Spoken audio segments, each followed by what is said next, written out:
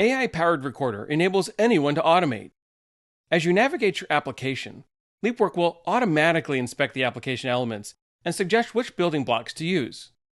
It's as easy as dragging and dropping blocks and connecting them in an entirely visual approach so that you won't see a line of code. We're going to start our recorder by dragging out a connector. Creating a flow in LeapWork is an easy process, and it's familiar to the end user, as all they have to do is walk through that process, and LeapWork will create that flow in the background. Once you kick off the recorder, as you can see here, we type in the URL of the application we're looking to test. When the recorder is activated, you'll notice that LeapWork recognizes all of the elements on the screen and allows me to interact with those elements. All I need to do is click on the element I want to interact with, and LeapWork will prompt me with the actions that I want to take that are easy to understand, like the type of web text building block that I'm using for my email input field as I'm logging in. I then want to go ahead and click Next.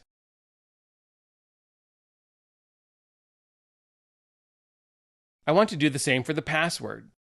The critical thing to note here is that LeapWork recognizes these elements and looks at the underlying structure of the application.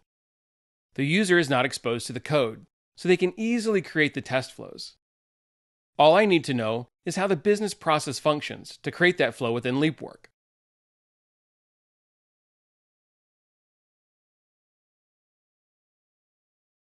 Once we log into our system, it's essential to understand that anything I record once can be saved and reused later to save time and make the test creation process easier. I'm logged into the system, and I want to go to the Sales Order Processing and Inquiry section of my Finance and Operations application. But this could be any application in my tech stack. Then I'll go ahead and create a new customer. You'll notice that I get a pop-up with all the relevant information that I need to type in. So I will walk through that just as I would a user typing in the type of customer in the name of that particular customer and select the customer group.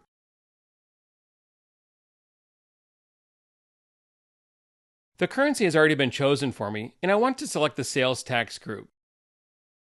Once I've entered my customer information, it's time to save my new customer. We'll notice that the customer is currently being processed. And to finish this flow, we want to validate that our customer was created within Finance and Operations. We will type in our customer's name in the field and record hitting Enter on the keyboard so that it searches for it through the list. We can see that we have found it. We will quickly use a Get Web Text building block, which grabs that customer name within the LeapWork building block so that I can validate it later. At this point, I want to go back to my homepage and save my recording. Creating a flow in LeapWork is simple and intuitive. Once you're done, you'll notice that all of the steps that you have taken are listed in your first version of that test case in LeapWork. Once the flow is created, you can optimize and change it based on the requirements.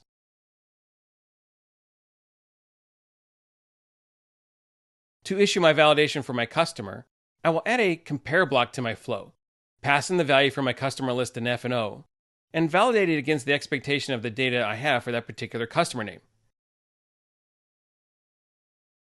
In this case, it's Bruce Wayne.